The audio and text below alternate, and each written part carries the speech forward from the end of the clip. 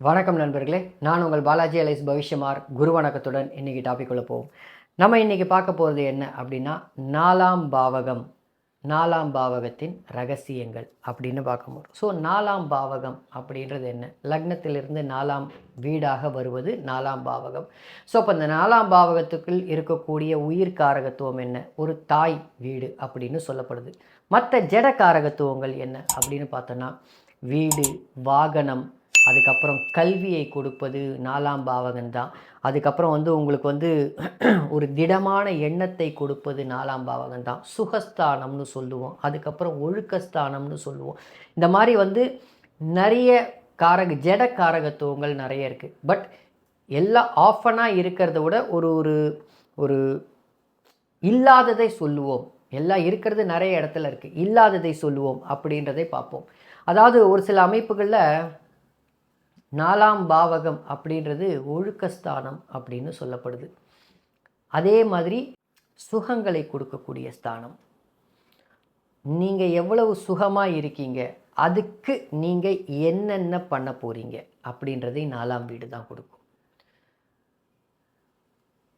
சில sensitive topic வேண்டான்னு நினைக்கிறேன். பட் அதே சமயத்தில் நாலாம் வீடு கெட்டுப்போச்சு, நாலாம் வீடு கெட்டு போயிருக்குன்னு வச்சுப்போம். ஒரு விதமாக கெட்டு போச்சு. எப்படி சொல்கிறது? சனி உக்காந்துட்டுருக்கு. 8ஆம் அதிபதியான குரு பார்க்குறாருன்னு வச்சுப்போம். ஒரு உதாரணத்திற்கு. அப்போ ரிஷப லக்னம்னு நீங்களே போட்டுருவீங்க. குரு பார்க்குறார். ஸோ இந்த மாதிரியான அமைப்புகள், 4ஆம் அதிபதியும் கெட்டிருக்காங்க. இந்த மாதிரியான அமைப்புகளில் ஒருத்தர்கிட்ட நம்பி கெடுவாங்க. நம்பி கெடக்கூடிய அமைப்பை கொடுத்து விடும் அப்படின்றது தான் இங்கே ரொம்ப இம்பார்ட்டண்ட்டான விஷயம். ஸோ ஒருத்தர் நான் நம்பி ஏமாந்துட்டேன்னு சொல்கிறாங்க பார்த்தீங்களா, அதுதான் நாலாம் பாவகம்தான் வச்சு தான் நம்பி ஏமாறுறோமா ஏமாறலையா.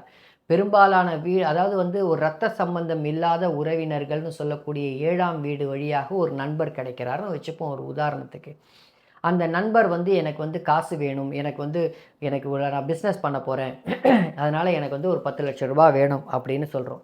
4ஆம் வீடு சூப்பராக இருக்குது.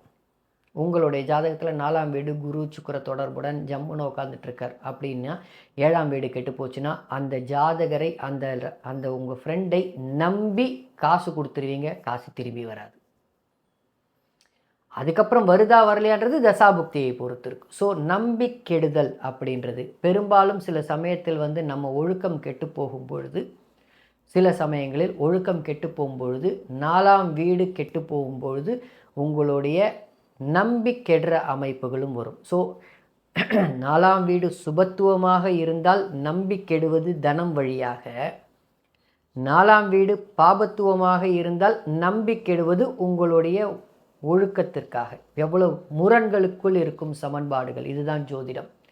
ஸோ இதனுடைய அமைப்புகள் ஏன்னா இது கொஞ்சம் சென்சிட்டிவ், அதனால் டைரெக்டாக யானை கர்றம்னா குதிரைக்கு குர்றம்னு எடுத்து உங்கள் ஜாதகத்தில் நீங்கள் பார்க்காதீங்க. எனக்கு மொத்தம் 9 கிரகமும் 12 பாவகமும் இருந்தால் தான் ஒரு பலனை சொல்ல முடியும் அப்படின்றது தான் உண்மை. அதுக்கப்புறம் ஒரு மகிழ்ச்சியான வாழ்க்கை இருக்கா, உங்களுக்கு சந்தோஷமான வாழ்க்கை இருக்கா, 4ஆம் வீடு தான். நல்ல வீடு வாகனம் வாங்க போகிறீங்களா, 4ஆம் வீடு தான். இந்த 4ஆம் வீடு, புது வீடு வாங்கணும்னு நினைக்கிறீங்களா, 4ஆம் வீட்டோட குரு தொடர்பில் இருப்பார். பழைய வீடு வாங்கணும்னு நினைக்கிறீங்க, 4ஆம் வீட்டோட சனி தொடர்பில் இருப்பார். 4ஆம் வீட்டு எண்ணங்கள், 4ஆம் வீடே உயர்கல்வியை குறிக்கிறது, நல்ல கல்வியை குறிக்கிறது 4ஆம் வீடு. புரியுதுங்களா? அந்த 4ஆம் வீட்டு அமைப்புகள். அதுக்கப்புறம் தாய் வழி உறவுகள்னு சொல்லுவோம்ல, இதுவும் 4ஆம் வீடு தான். ஸோ இந்த மாதிரி 4ஆம் வீட்டுக்குள் ஏகப்பட்ட ஆதிபத்தியங்கள் ஒளிஞ்சுக்கிருக்கு. இந்த ஆதிபத்தியம் ஒவ்வொன்றும் நீங்கள் மற்ற பாவகங்களோடு போக்கும்போது மட்டுமே 4ஆம் வீடு உயிர் பெறும். அதாவது 4ஆம் வீடு மட்டுமே வச்சு சொல்ல முடியாது. 4, 4, 3, 7, 12 இதை வைத்து உங்களுடைய ஒரு சில சமயத்தில் ஒழுக்கம் தவறுதல் இந்த மாதிரியான அமைப்புகளை கணிக்கணும். உடனே யானை கர்றோன்னா குதிரை குர்றோன்னு போயிடாதீங்க. 4ஆம் வீடை வச்சு 4, 7 லக்னம் 10 இதை வச்சு காசை இழக்க 2 இதை வச்சு காசை இழக்க போகிறீங்களா இல்லை காசை பெற போகிறீங்களான்றதை சொல்லணும். ஸோ இப்போ இந்த 4ஆம் வீடில் நிறைய இருக்குது. ஒரு ஒரு பூமி வாங்கி விற்கிற அமைப்புகள்லாம் இருக்குல்ல. ஏன்னா 10க்கு வந்து 7ஆம் வீடாக வருவது. பூமி வாங்கி பூமி மூலமாக உங்களுக்கு நல்ல இது வருது, உங்களுக்கு ரெண்ட்டு வருது. அதுக்கப்புறம் வீடு கட்டி வாடகைக்கு விட்டு அது மூலமாக ரெண்ட்டு வருது. இதெல்லாம் 4ஆம் வீடு. 4ம் 2ம் தொடர்பு, 4 2 10 தொடர்பு வந்துடும்.